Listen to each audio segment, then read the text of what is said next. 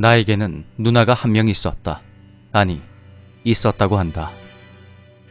내 누나는 사람은 아니었다. 개였다. 종은 잘 모르겠지만 어느 외래종과 백구가 섞인 잡종 대형견 암컷이었다.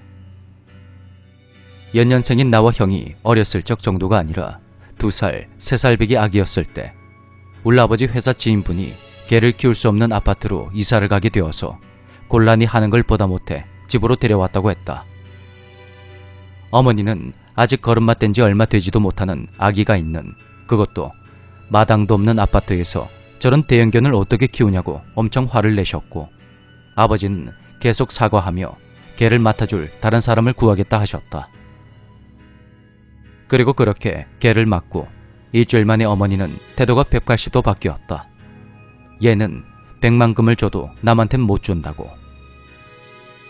그 이유인 즉슨 얘가 너무 똑똑한 데다가 애기를 너무 잘 보는 개였던 것이다. 하루 만에 변을 가리고 절대 함부로 짖지도 않았다. 우리 형제가 꼬집고 때려도 절대 내 옆에서 한시도 떨어지지 않았고, 우리가 기저귀에 싸면 냄새를 맡고 울 어머니를 부르러 갔으며, 특히 부모님이 아닌 다른 어른이 우리를 안으려고 하면 짖지도 않던 애가 으르렁거리면서 막아섰고, 오로지 우리 부모님을 통해서 건네받는 걸 봐야 얌전히 있었다고 한다.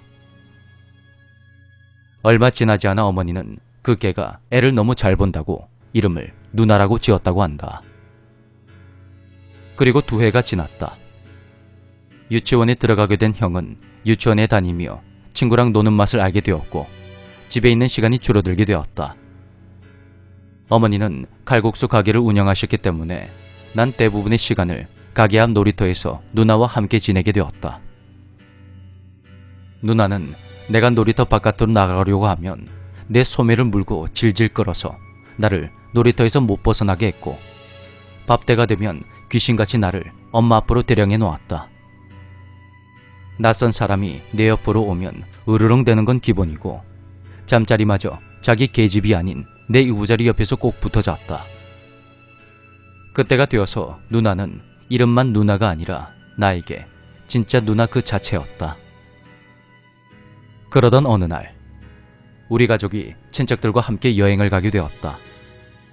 좁디 좁은 차 안에 친척들이 전부 타고 가는 2박 3일의 여행. 당연히 개를 태울 자리는 없었다. 다행히도 아는 동네 아주머니께서 잠시 누나를 돌봐준다 하셨고, 누나와 떨어져서 울며 발악하는 나에게 2밤만 자면 볼 수 있으니까 울지 말라고 겨우 달랬고, 우리 가족은 통영에서 즐거운 시간을 보내고 왔다. 그리고 다시 집에 돌아왔을 때 누나가 없었다. 마당에 묶어놨는데 개장수, 아니 개도둑이 몰래 훔쳐간 것 같다고 아주머니는 미안해 하셨다. 2밤만 자면 만날 줄 알았던 누나가 보이지 않는다. 어머니 말씀으로는 그때 4살 배기 아기가 상실이라는 경험을 접할 때 어떤 끔찍한 일이 벌어지는지 보셨다고 하더라고. 이틀 동안 밥도 물도 다 집어 던지고 누나의 계집 앞에서 하루 종일, 아니 날이 새도록 울었다고 한다. 달래보고 얼러보고 혼을 내봐도 내 입에서는 오로지 누나라는 말과 서러운 울음밖에 안 나왔다고 한다. 그렇게 나 때문에 부모님도 뜬 눈으로 밤을 샜고, 난 다음날 점심때가 되어서야 울다 지쳐 퀭한 눈으로 지쳐 잠들었다. 문제는 그 다음이었다. 한여름에 갑자기 내 몸이 불덩이 마냥 펄펄 끓었다. 해열제를 먹여도 소용이 없었고 결국 경기까지 일으키게 되었다. 혹시나 내가 잘못될까 하는 생각에 어머니는 눈물바다가 된 얼굴로 날 들쳐매고 병원 응급실로 달려갔고, 담당 의사는 얼음주머니 속에 내 몸을 파묻다시피 했다고 한다. 그래도 열이 내려가지 않는 내 몸을 보며 의사는 무슨 일이라도 있었냐고 물으셨고, 어머니는 자초지종을 얘기하셨다. 그 말을 다 들은 의사의 딱 2마디. 얘야, 누나 찾았단다. 지금 집에 있대. 이 2마디 말로 1시간도 채 안 되어서 열이 거짓말같이 내렸다고 한다. 그래도 혹시나 하는 마음에 난 병원에 이틀간 입원하며 각종 검사를 받았고, 아마 그 사이 아버지는 누나를, 아니면 누나와 닮은 개라도 찾으려고 휴가를 내고 발이 빠지게 돌아다니셨으리라. 그렇게 짧은 입원을 마치고 집으로 왔을 때 집에는 개 한 마리가 있었다. 이 이전까지 내용은 부모님께 들은 내용이지만 이 부분만큼은 내 내리에도 선명하게 남아있는 아픈 기억이다.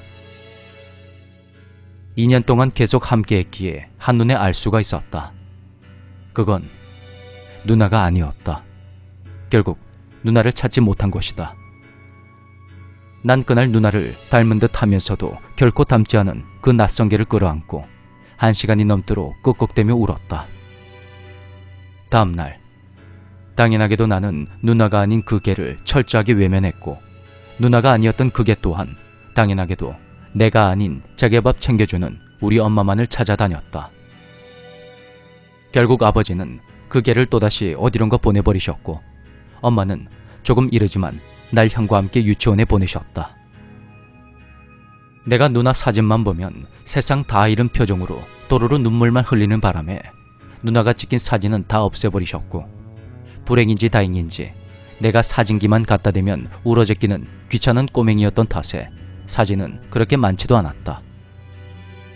이후 난 누나를 찾지도 않았고 딱히 울지도 않았다. 초등학교에 입학함과 동시에 아버지가 돌아가시고 그 상처에 대해서는 생각할 겨를도 없었다. 다만 초등학생 때 친구 집에 놀러 갔다가 친구놈이 자기 애완견과 너무 잘 노는 모습을 보고는 그날 저녁 잠자리에서 조용히 눈물을 흘렸던 것이 기억이 난다. 가끔 여러 커뮤니티에 반려견에 관련한 글이 올라오면 오랜 세월이 지나서 언젠가 내가 다시 하늘로 돌아가는 날, 누나가 다시금 내 옆에 붙어서 나를 지켜봐줄까 하는 생각도 든다. 이 세상 모든 개와 그 가족들이 행복했으면 좋겠네. 그리고 누나 훔쳐간 이 개 도둑놈아, 20년이 훌쩍 지났어도 넌 아직도 도저히 용서 못하겠다 이 새끼야.